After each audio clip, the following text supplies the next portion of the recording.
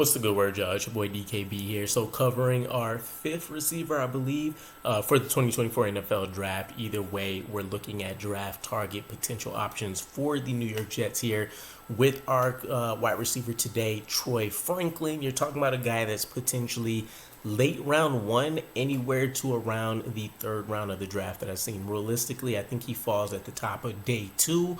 But who knows, between trade back situations, trade up situations, we'll see.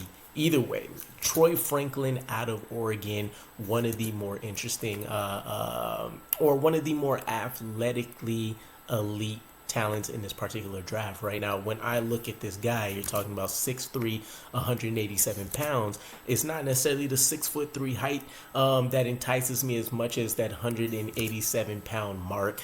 Pretty light for a man of that size, and you do see that show up quite a bit on tape. But immediately in my head, even though Denzel Mims was definitely a more solid build, it kind of gets me in those same modes, right? And it's probably just trauma as being a Jets fan, but I've seen these tall, fast guys come in. I think Troy Franklin is a little bit better than a guy like Denzel Mims, for example, for the pure fact that he does have a better route running bag than we've seen from some of these taller, lanky guys that may not necessarily hold weight the best. But we're talking about a former four-star recruit here, had 26 career starts over his tenure with Oregon.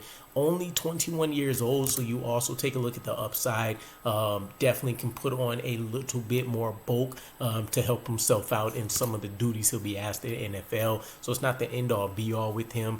He was rumored to have a 4.35 40-yard dash time, and I don't think that's far-fetched. When you see on film, this guy is burning people left and right. And the term burner gets put out there quite a bit, but I wouldn't be surprised to see Troy Franklin have one of the top 8 times in the entire combine event when it kicks off next week. You also see a little bit of maybe his understanding from him playing DB in high school come up on film, and how he tries to attack coverage and the cushions that you'll see these cornerbacks give him. Now, what are the best elements of his game? You're talking about elite pull-away speed. It's not only that he can get you off the release if he has a off coverage assignment against him, but even if there is man coverage and he's not stalled out right away, if you're anywhere close to even being in lockstep with him, that's not going to be the case for long. And you've seen it with the crazy season that he put up. 13 games, 81 catches, 1,383 yards, which is good for a 17.1 yards per catch average and 14 touchdowns, right? I mean, he's right up there with your Brian Thomas Jr., for example. Granted, Thomas hasn't beaten the size department, but those guys can be neck and neck in terms of what they offer as elite, deep attacking coverage wide receivers. You take a look at the rest of his skill set, right? No wasted movement really in his releases. He really wants to get out of the gates and start attacking things and trying to find out where he can get open at. You'll see him have a pretty solid understanding of how to manipulate defensive backs when it comes to which shoulder they want to attack. If he can, get the hips squared up so that he can just hit that straight line speed, etc. You can see that he doesn't lose speed when he does initiate some hand fighting. If he doesn't necessarily have something like a go route that he's out there attacking and it's more of an intermediate route or comeback, something like that, it's impressive that he can be able to go ahead and duel and not worry about taking his foot off the gas. Seen him be utilized as a regular option in the screen game, so there is an element that can be developed in this game if you want to talk about a guy that can become a monster in the yards after catch department. Bit of a precise route runner. I would say the word nuance may be a little bit better. He's not just a guy that's fast and can't do anything else. You do see, again, when it comes to manipulating DBs, the understanding of how he should be setting up his routes. Everything isn't necessarily run the same way, even if it is the same route throughout the game, which is something I can appreciate. You're talking about, again, as a guy that's going to be a burner, this is one of those elite traits that it's God-given talents, right? It's not something. It's going to be something the defense consistently has to account for, but it's rare that you can get a guy that can force a defense into too high safety looks to take advantage of other elements of the game. Troy Franklin can offer that for you. Knows vulnerable spots in zone coverage, so it's not just him being able to beat his man in mano-a-mano situations. Utilizes head fakes down the field for additional separation and double moves on certain occasions. So that's one thing I love. Once he understands that he's getting deep, especially if he has an advantageous look, he's giving you every opportunity to have a open ball just get pressed into his hands. He's not going to make something that's an easy touchdown suddenly turn into a 50-50 ball, right? At this point, the quarterback just has to do their job, and they're going to be golden, right? And while we're on the topic, it's worth noting Bo Nix was his quarterback. Largely with Bo Nix, haven't fully dived into him, but my understanding of what I've seen so far is that he doesn't have the strongest arm, right? He's just pretty solid at everything. So you're not even talking about a guy that's generally going to be regarded as one of the best deep ball throwers in the NFL, and yet Troy Franklin was able to make him look great in that regard. Elite ball tracking skills has to be something that's in the tool bag as a deep threat receiver, right? Troy Franklin obviously has that in the bag. Loves diving catches. You see a number of those littered on this film, so it's not necessarily about his catch radius being small or anything of that sort. As we mentioned with Bo Nix, he's just pretty solid at everything, so he's going to give his quarterback, as long as the ball is somewhere in his vicinity, every opportunity to secure the catch. Good body control near the sideline. Appreciated a lot of those toe tap catches and stuff that he littered his film with. Can easily win outside releases, so he's not a guy that cornerbacks are necessarily always going to be able to just force out of bounds. He understands how to get himself open right away so that he can go out there and make something happen. And then when you want to talk about just how he's parlayed his explosive speed and traits, 37 explosive plays, which basically is any catch of 15 yards or more, and then 14 missed tackles. So you can see the beginning, blossoming of kind of what this guy can be. Not just truly a deep threat that might catch, 3 balls for 90 yards on certain occasions. He can offer you a little bit more, especially if you develop and work with him on some of those shorter and intermediate routes where he's not looking to just necessarily get down, to the opposite 20 as fast as he can. Now, elements of his game that we're not necessarily going to love. Stiff hips, you see that reduces effectiveness on certain routes, especially, again, the intermediate parts of the field. You think about curls, comebacks, digs. He loses a lot of that explosiveness that he would otherwise have. So hopefully that's something that can be worked on with him.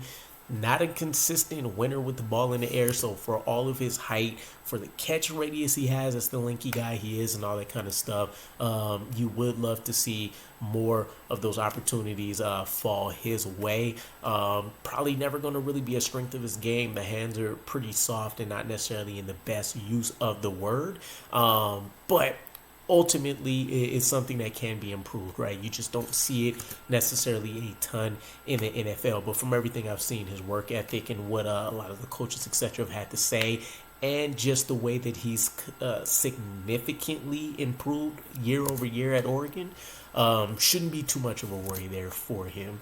Low blocking ability, again, is going to come due to the lanky frame for him, so he is going to have to bulk up. Ideally, you would hope that he can hit that 198 mark, put him extra 10 to 11 pounds on him, and he can still give you sub 4.4 speed and everything else that you're going to love to see out of him.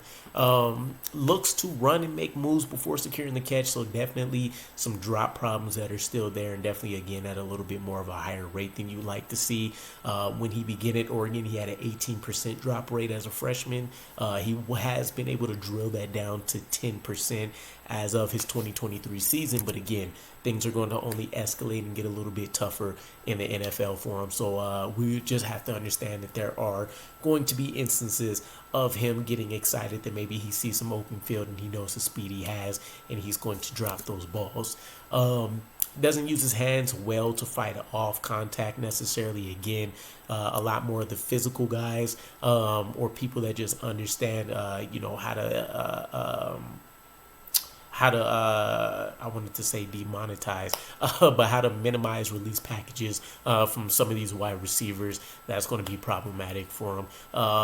So you'll see him suffer versus physical DBs quite a bit. There are ways to work around that again if you have a offensive coordinator that understands kind of how to leverage some of those traits. So you look at options like pre-snap motion, for example, as a workaround, maybe putting him in the slot.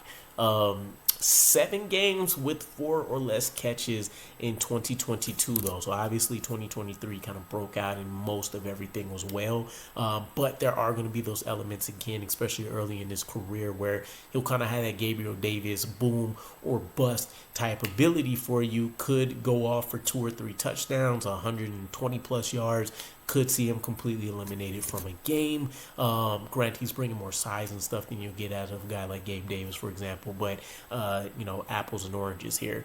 Yards after catch ability, it's going to be due more to speed than any other elements he's bringing, like elusiveness, unexpected power, or shiftiness. So what you're getting is really what you see. You're going to get a Sonic type character, right, when it comes to that ability to just go 0 to 100 at the drop of a dime. A little bit more faster than quicker, I would say, right? So it might take him that 3rd, 4th, 5th step to kind of get straight to full speed, which isn't crazy in of itself. But you're not talking about a guy that's necessarily always going to beat everybody right off the bat.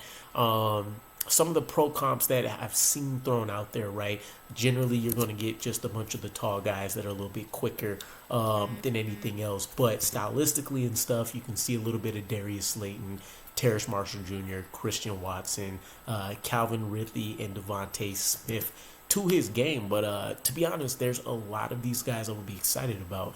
I know that we want a bona fide starter that really has, pretty much no issues, right? Realistically, a lot of the fans want a number 1 wide receiver that's going to play that number 2 role to Garrett Wilson. But we do have the opportunity, as long as a guy has 2 or 3 significant traits or factors working in his favor, right?